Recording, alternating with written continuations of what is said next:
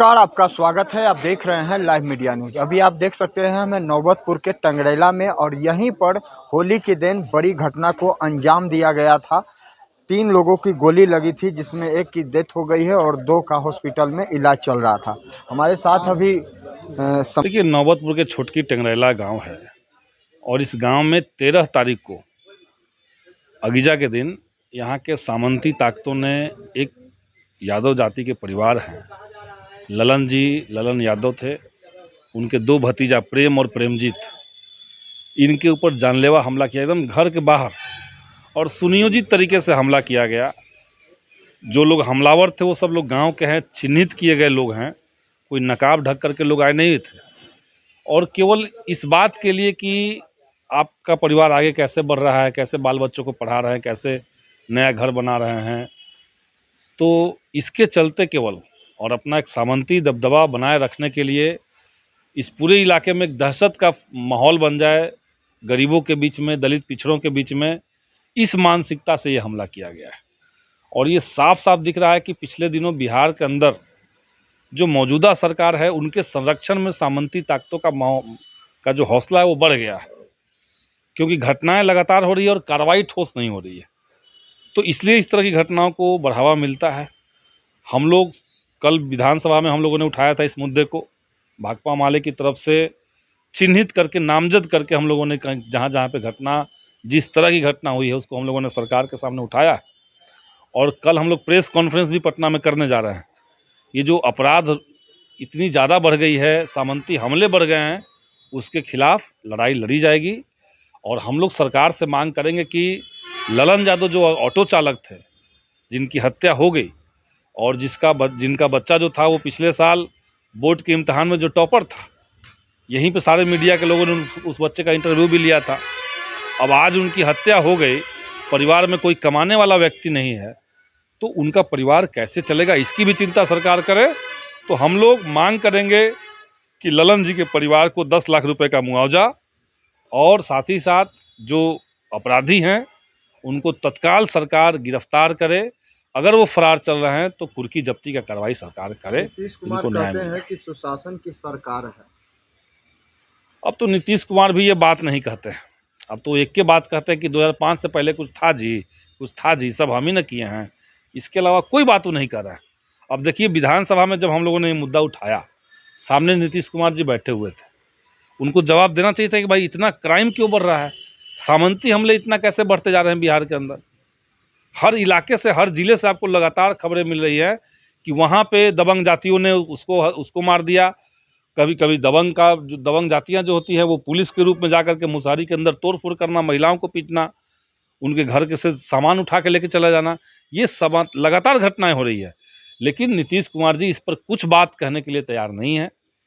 वो दूसरी दुनिया में चल रहे हैं, और भाजपा तो ऐसे लोगों का संरक्षक नहीं है, उन्हीं के साथ उनका गठबंधन है, तो वो लोग कुछ कर नहीं रहे हैं। बिहार में क्राइम आउट ऑफ कंट्रोल हो चुका है, वही दिख रहा है अभी। आप देखिए, अखबारों को लाख मैनेज सरकार कर रही है, अखबारों को मैनेज किया जाता है, इसके बावजूद अखबार में लगातार इस तरह की घटनाएं लगातार छपती है। तो इसका सीधा मतलब है कि भाई आपसे क्राइम कंट्रोल नहीं हो रहा है।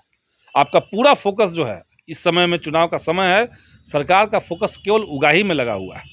विधानसभा में बुलाया गया था डीजीपी और सचिव को, उसको लेकर के सर क्या कहेंगे? देखिए, सरकार को करना है, कोई अधिकारी, कोई पदाधिकारी कुछ कर लेगा ऐसे नहीं है। जब तक सरकार के पास मजबूत इच्छा शक्ति नहीं होगी बिहार को भयमुक्त बनाने का, गरीबों के हक अधिकार, अच्छा हमले किस लिए हो रहे हैं? गरीब अगर कोई अपना अधिकार मांगा, गरीब अगर शहर के किसी इलाके में बसा हुआ है, तो उसकी ज़मीन कैसे छीन ली जाए, इसके लिए हमले हो जाते हैं। कोई दलित है, गरीब है, मजदूरी कैसे मांग लिया, इसके लिए हमले हो जा रहे हैं उसके ऊपर। कोई दलित गरीब है, वो पढ़ लिख करके अपने बच्चे को मसौरी कैसे पढ़ा रहा है, तो इसीलिए आप देखिए कि दुल्हिन बाजार में सिही तकिया गांव है, वहाँ पे एक बच्चे की हत्या हो गई। तो इसके कारण से लगातार घटनाएं हो रही है। इसको सरकार को कैसे नियंत्रित करना है, ये उनको तय करना होगा। और जनता के बीच में ये मैसेज है कि ये बिहार के अंदर अभी जो राज चल रहा है, ये महाजंगल राज। इधर से लगा वैसे रहिएगा सौरभ भैया।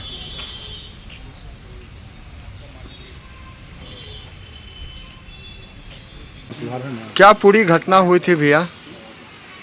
घटना कुछ इस प्रकार हुआ।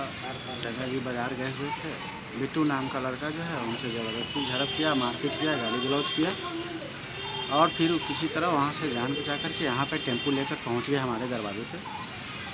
तो उसी दरमियान मेरा भाई भी जो आया और पूछा कि क्या हुआ, तो पहले से ही हथियारबंद जो चंदन कुमार है, हरे राम है, रिंकू शर्मा है, जो नामजद जो मुजरिम है, वो पहले से घात लगा के बैठे हुए थे। और जैसे ही पूछा मेरे भाई के पैर में गोली मार दिया। उसके बाद लोग गाली गलौज करने लगे, हम लोग भी मतलब बोले कि क्या कर रहे हो, ऐसे में गाली गलौज अफरा हो गई। और लगातार जो है चंदन कुमार, हरे राम ये लगातार गोलियां चलाया और बिट्टू कुमार, डिंकू कुमार वो भी गोली चला रहा था। और उसमें चाचा जी को 5-6 गोलियां मारी।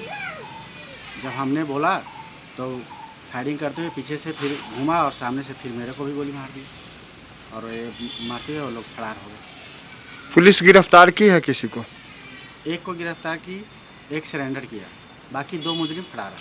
पुलिस घर पर गई थी तो उस पर भी गोली चलाया गया था? जी, यहाँ तक सूचना हमको ही मिला है कि गोली चलाया गया। यानी पुलिस भी सुरक्षित नहीं है अपराधियों के सामने? हाँ, वो भी नतमस्त होकर गए हैं? बिल्कुल। अच्छा, पुलिस से आपको कितनी मदद मिली? पुलिस से अभी आश्वासन दिया गया है कि सब लोग को जो है सख्त से सख्त सज़ा दिलवाई जाएगी। जो लोग दो लोग फरार हैं उनको अगर 2 से 3 दिन में अगर सरेंडर नहीं करते हैं तो उनके घर को कुर्सी जब्ती की जाएगी। आपकी क्या मांग है सरकार से? मेरी सरकार से यही मांग है कि इस तरह के मुजरिमों को जो है सख्त से सख्त सज़ा दी जाए और जो हमारे जो पीड़ित परिवार हैं उनको जो है जीवन यापन के लिए एक नौकरी प्रदान की जाए। और बस सरकार से मेरी यही मांग है। जिनकी मृत्यु हुई उनका क्या नाम था? ललन प्रसाद यादव। जिनको गोली लगा था? ललन प्रसाद यादव। और जो 2 लोग को जो गोली लगा था? प्रेम कुमार और प्रेमजीत कुमार। कहाँ घर हुआ? छोटी टंगरी, थाना? नौबतपुर।